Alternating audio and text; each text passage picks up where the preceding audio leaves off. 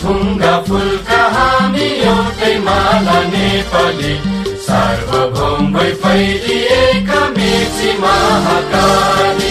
सयौं थुङ्गा फुलका हामी एउटै माला नेपाली सार्वभौम भई फैलिएका मेची महाकाली।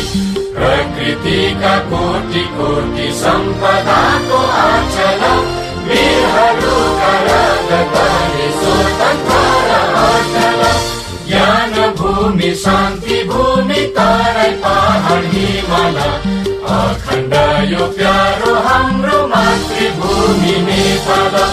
बहु जाति भाषा धर्म संस्कृति छन् विशाल अग्रगामी